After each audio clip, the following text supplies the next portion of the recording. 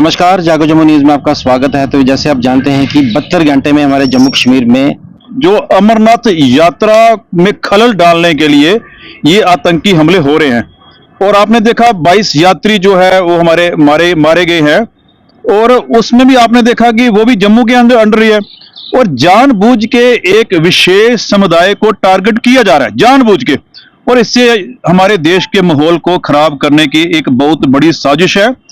और इसके पीछे कारण यह है सर कि जो इस बार इलेक्शन हुई है, इलेक्शन में वोटिंग 58% से ज्यादा हुई है और इससे आतंकी बौखला गए हैं क्योंकि उनको पता लग गया है कि कश्मीर के लोग जो है अब आतंकवाद के साथ नहीं है और उन्होंने आतंकवाद को सिरे से नकार दिया है। क्योंकि जिस तरह से वोटिंग हुई है, अब ये इनके जो आका बैठे हुए हैं पाकिस्तान में वो हिल गए हैं।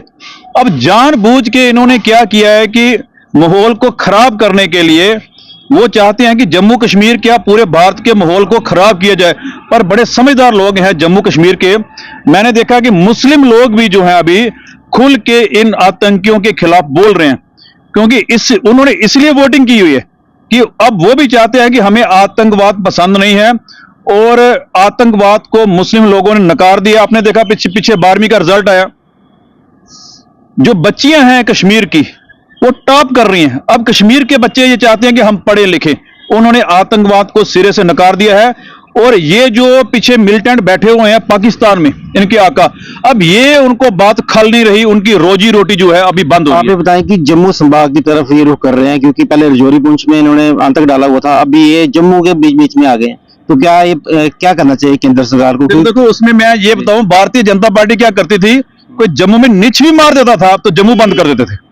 अभी वो भारतीय जनता हाँ, ये भी मैं पूछूंगा आपको कि भारतीय जनता पार्टी बाहर नहीं आई क्योंकि अभी तक इतना बड़े अटैक हो गए हैं 3, अभी तक भारतीय जनता पार्टी बाहर नहीं आई। क्या कारण है, क्यों, क्या चुप्पी क्यों शादी हुई? चुप्पी ये शादी है कि सत्ता में बैठे हुए हैं, वो नहीं चाहते कि हमारे वोट वगैरह खराब हो, वो इसलिए भारतीय जनता पार्टी बाहर नहीं आ रही। उनको बाहर आना चाहिए, उनको देशभक्ति बतानी चाहिए वैसे जैसे पहले करते थे। पहले जब इनकी सरकार नहीं थी बिल्कुल ऑपोजिशन में इतने स्ट्रांग ऑपोजिशन करते थे, अभी तक अगर वो ऑपोजिशन में होते तो पूरा जम्मू उन्होंने ब्लॉक कर दिया होना था। अब क्या हो गया? क्या सत्ता के कारण, क्या कुर्सी के लालच के कारण ये लोग मैं चुप करके बैठे हुए हैं? भाई उनको बोलना चाहिए। एक सवाल ये भी है कि असेंबली के इलेक्शन कह रहे हैं कि सितंबर के पहले होने चाहिए। क्या आपको लगता है कि इस तरह के हालात में असेंबली इलेक्शन हो सकते हैं जम्मू कश्मीर में? वही तो माहौल को खराब करने के लिए ये प्लानिंग है। अभी जो पाकिस्तान में बैठे हुए हैं इनके आका, वो प्लानिंग कर जानबूझ के माहौल को खराब कर रहे हैं कि खराब इसलिए करें कि इलेक्शन लेट हो जाए। और मेरे ख्याल में इलेक्शन लेट नहीं होंगे, यहाँ पे लोकतंत्र तरीके से सरकार बनेगी। जी आप सोशल एक्टिविस्ट हैं क्योंकि जिस तरह से छोटे छोटे बच्चे क्या सोच के आए होंगे शिवखोड़ी के दर्शन करने के, क्या कहें कि क्या कोई मजहब नहीं होता इन मिलिटेंटों का? सर मिलिटेंटों का कोई मजहब नहीं है, इनका कोई धर्म नहीं होता है। जैसे इन्होंने देखो यात्री बेचारे कोई दिल्ली से, कोई राजस्थान से आ रहा है, बड़ी बंबई से आ रहा है, बड़ी बड़ी यूपी से आ रहे हैं लोग, वो अपना भजन बंदगी कर रहे हैं बस के अंदर बैठ के हैं। तो बेचारे वो देखो, इन लोगों में रहम नाम की चीज ही कोई नहीं है। यात्रियों से आपका क्या लेना देना?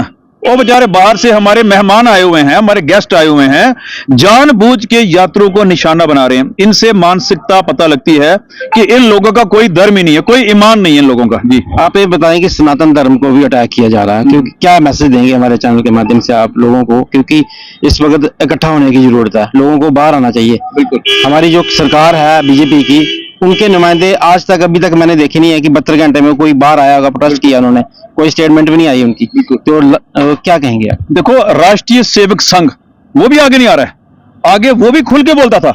इस बार राष्ट्रीय सेवक संघ के लोग कहां गए? वो क्यों जम्मू में उन्होंने बंद की कॉल या बीजेपी ने बंद की कॉल नहीं दी? वो भारतीय जनता पार्टी कहां गई जो सड़कों पे चौराहों पे पाकिस्तान के पुतले फूका करती थी? अब वो कहां गए? क्या सनातन को भूल गए? मतलब कि वो क्या अपने धर्म को भूल गए हैं? क्योंकि एक विशेष धर्म को टारगेट किया जा रहा है। बोलना तो चाहिए, कम से कम बाहर आके बोलो तो सही। बोलना ही बंद कर दिया सत्ता के लालच के पीछे।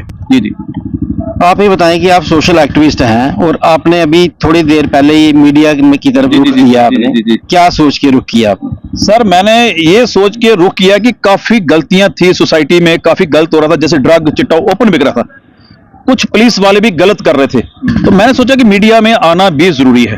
क्योंकि मेरा जो चैनल है ज्यादा वार अगेंस्ट ड्रग, वार अगेंस्ट करप्शन, इसके ऊपर ज्यादा काम कर रहा है। तो मैंने बड़ा जबरदस्त काम भी किया चिट्टे वालों के खिलाफ, काफी जबरदस्त एक्शन भी किए हुए। अभी जम्मू कश्मीर पुलिस के साथ भी मिलकर हम बड़े बड़े काम कर रहे हैं और काफी लोगों के खिलाफ एक्शन भी हुई है।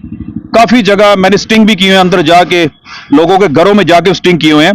तो मैंने देखा बड़ा गलत हो रहा है, चिट्टे में हमारा यूथ मारा जा रहा है और इसके पीछे भी पाकिस्तान ने ही ड्रग टेररिज्म जो है हमारे देश में फैला दी है। और जम्मू को उन्होंने मेन टारगेट किया हुआ है। रेशमगढ़ कॉलोनी में एक 12 साल की लेडी चिट्टा बेच रही थी, हमने उसको टारगेट किया। फिर हमने बिश्नाह में आपने देखा कि वहां पे एक मोहल्ला था जहां पे रोज 300-400 युवक जो है वो चिट्टा लेने आते थे, फिर हमने वहां पे टारगेट किया।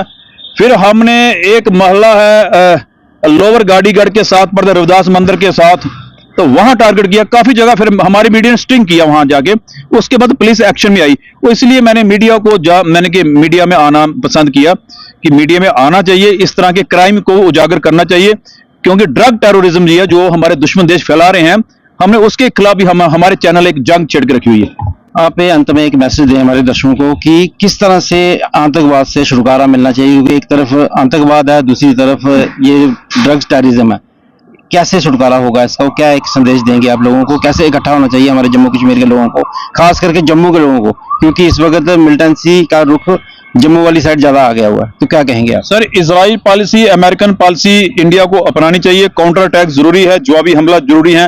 ये लातों के बूथ हैं, बातों से नहीं मानते हैं, ये सरकार को समझ लेना चाहिए। यानी कि सख्ती करनी ही पड़ेगी, बिना सख्ती किए हुए ये आतंकवाद जो कंट्रोल में आने वाला नहीं है। जी शुक्रिया जी। दर्शकों, जैसे आपने सुना कि सोशल एक्टिविस्ट मेरे साथ थे, बड़ी अच्छी बातें इन्होंने बोली मिलिटेंसी को लेके।